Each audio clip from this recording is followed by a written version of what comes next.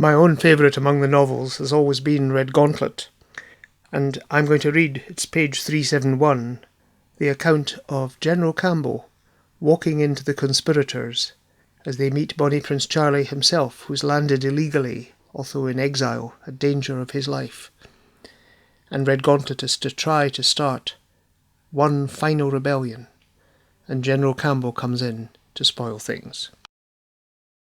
Amid this scene of confusion, a gentleman, plainly dressed in a riding habit, with a black cockade in his hat, but without any arms except a couteau de chasse, walked into their apartment without ceremony.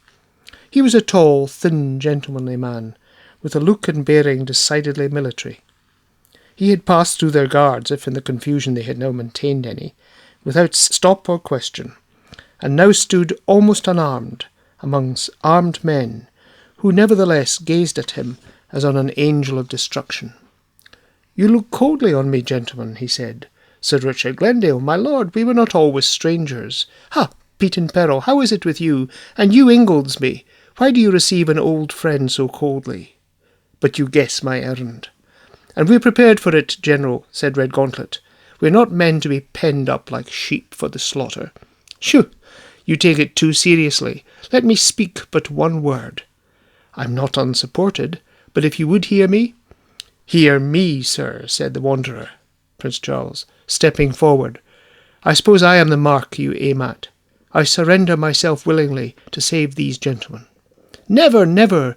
broke out from the little body of partisans, who threw themselves round the unfortunate prince, and would have seized or struck down Campbell, had he not stood with arms folded, and a look rather impatient because they wouldn't hear him. At length he obtained a moment's silence. "I do not," he said, "know this gentleman," making a profound bow to the unfortunate prince. "I do not wish to know him. It is a knowledge that would suit neither of us." "Our ancestors, nevertheless, have been well acquainted," said Charles, unable to suppress, even in that hour of dread and danger, the painful recollections of fallen royalty.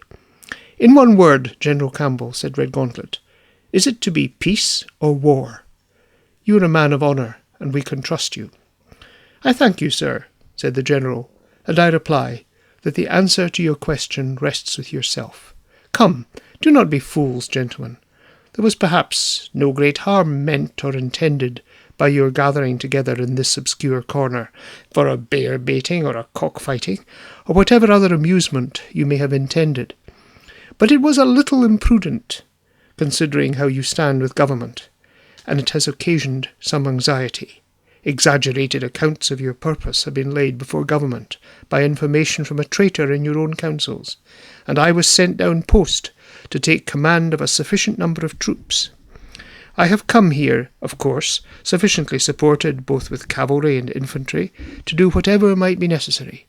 But my commands are, and I am sure they agree with my inclination, to make no arrests, nay, to make no further inquiries of any kind, if this good assembly will consider their own interests so far as to give up their immediate purpose, and return quietly home to their own houses."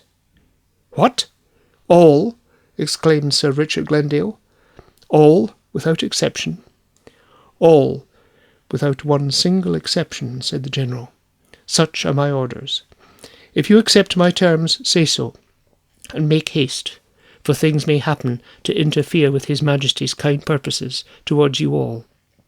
"His Majesty's kind purposes?" said Charles. "Do I hear you aright, sir?" "I speak the King's very words from his very lips," replied the General. "I will," said His Majesty, "deserve the confidence of my subjects, by reposing my security in the fidelity of the millions who acknowledge my title, in the good sense and prudence of the few who continue from the errors of education to disown it." "Is this real?" said Redgauntlet. "Can you mean this? Am I, are all, any of these gentlemen at liberty, without interruption, to embark in yonder brig, which I now see is again approaching the shore?" "You, sir, all, any of the gentlemen present," said the General, "all whom the vessel can contain, are at liberty to embark uninterrupted by me. But I advise none to go off who have not powerful reasons unconnected with the present meeting, for this will be remembered against no one. Then, gentlemen, said Redgauntlet, clasping his hands together as the words burst from him, the cause is lost for ever. That meeting never happened, but in imagining it, Scott sums up the awful choice between the past and the future, and gives the clearest indication of where, whatever pain to himself, his sympathies lay.